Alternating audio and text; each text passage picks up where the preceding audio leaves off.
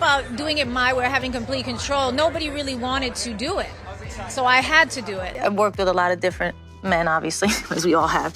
But it was just always fascinating to me because I did get a moniker of being like a diva, which I never felt I deserved. I grew up, I'm Puerto Rican, so I like rice and beans. Are you Puerto Rican? And yes, I am. And Jennifer walked into the room. She looked at me, just gave me a blank stare, and then looked away to her bodyguards as if, you were told to get this trash and clear the room. Why isn't this room cleared? J.Lo has shown signs of not being somebody good for quite a while now, and it's time we play Count the Red Flags. So Jennifer Lopez is notorious for stealing from other artists, and when you think about how many times she's stolen, it's actually kind of crazy. So let's go back in time, let's go through the timeline, folks. She caught her big break back in 1997, the year I was born, when she starred as the late Latin pop singer icon Selena in the biography of the same name.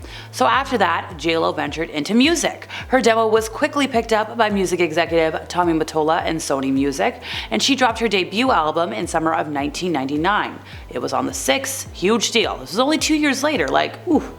One big hit from the album, If You Had My Love, we all know it, we all love it. Now, this song, this is her first big hit, received backlash from R&B singer Shantae Moore. So Moore had a near identical song called If I Gave Love, which was recorded only a year prior in 1998, and both of these songs were written and produced by Rodney Jerkins. Now, it's been said that Jennifer Lopez's then boyfriend Puff Daddy pressured Jerkins to write a near identical song, and J.Lo's stealing only gets worse as time goes on. So here's the thing, using background vocals is not uncommon in the music industry, but the issue with J.Lo is that she's passed off a lot of these vocals from other singers as her own, which is essentially committing fraud. Songs like Play and the I'm Real remix feature prominent reference track vocals from Christina Milian and Ashanti. Jennifer and Ja Rule's music video for the I'm Real remix, yeah, it kind of was very obvious when J.Lo was reusing Ashanti's reference track vocals on the song and not her own, but passing them off as her own. She just left the demo vocals on the song and didn't credit anybody. She's also stolen, or at least attempted to steal, from artists like Usher, Brandy Norwood, Mariah Carey, and so many more.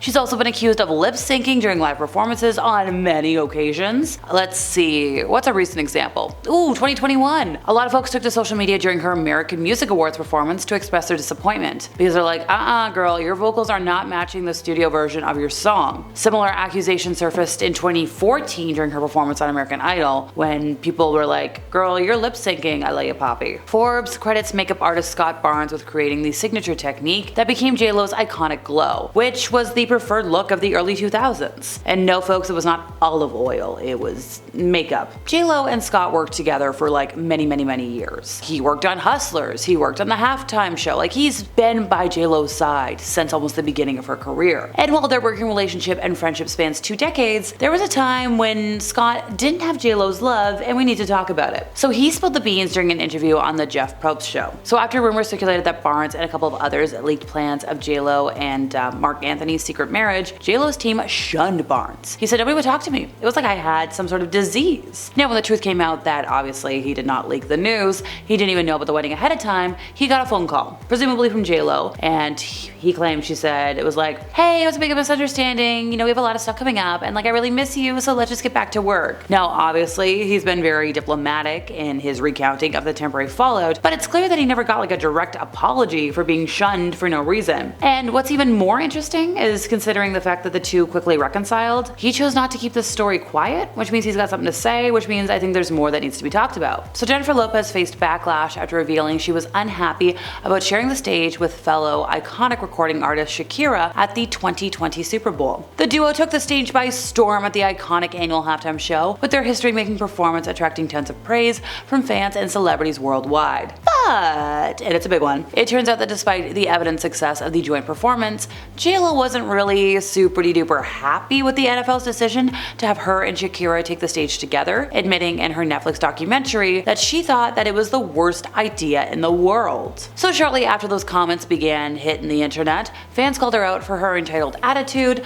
arguing that regardless of the time constraints, the duo put on an iconic show. Speaking of J.Lo and her documentaries, if you didn't know, earlier this year, she released this documentary documentary on Amazon Prime called This Is Me Now, a love story, which gave a behind the scenes look into her album This Is Me Now and the accompanying movie The Greatest Love Story Never Told. I know, it's a lot, it all came out around the same time, and a lot of folks who watched it were like, hey, not to fact check, but you lied a little bit. So in one scene, J.Lo poses in the mirror of her personal gym. She's shaking out her hair and she's talking about her upbringing. When I like taking out my hair like this, it reminds me like when I was in the Bronx, running up and down the block, crazy girl who used to be wild and no limits, all dreams. However, folks, and this is where the fact checking comes in, TikTok user Photos by Angela slammed J.Lo in a series of videos because she's like, oh no, I went to the same Catholic high school as Jennifer, and accused J.Lo of lying about her experience living in the Bronx. She said, we attended this all-girls school in an Irish and Italian neighborhood. You weren't running up and down the block. And we're not done with the lies yet, folks. So remember earlier when I talked about the stealing and the music? So J.Lo's been accused of not actually singing on her albums, and somebody else had something to say about it. Singer Natasha Ramos took to TikTok to shed some light. Now she has a voice that's very similar to J.Lo's, and she was hired to sing on the demo of Jenny from the Block. And the production team liked her voice so much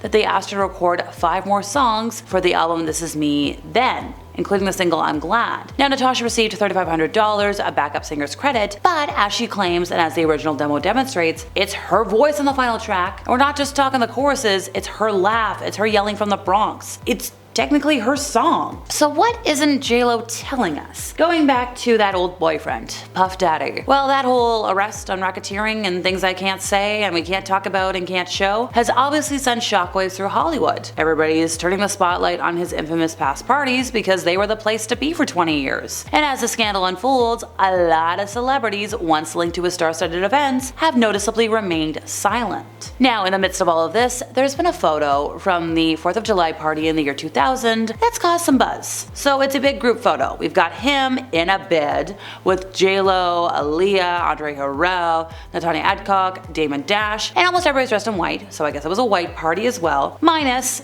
Puff Daddy, J.Lo, and Natanya. So there's some intrigue here. And then there's another photo. Just J.Lo and Puffy, once again, cuddled up on this oversized bed with white pillows that I wouldn't want to take a black light within 20 feet of. And a lot of people are calling the music industry and the Hollywood industry out after seeing that first group photo, because we all remember Aaliyah, right? Her story that I can't talk about. So somebody said, poor Aaliyah dealing with all of the icky people she dealt with. She was so vulnerable and unprotected. She was in the wrong spaces. The industry was so cruel to her. Like, when you look at the photos, sure, yeah, they look like just a fun romp, a fun little party, a little Hollywood moment. But now when you look at all the context, all the things that have happened or allegedly happened over the years, obviously people are going to talk about it. And also, people want to know, why is J.Lo being silent? Like, maybe she was left traumatized during her time with Puff Daddy. But somebody else was like, hey, maybe that's why none of her marriages have lasted long, because she's traumatized from what happened. So she only dated Puff Daddy for like 2 years. They dated from 1999 to 2001, and apparently they had a roller coaster of a relationship. It was one for the history books at the turn of the century, but apparently it was super duper turbulent. And that's all, folks. See you next time.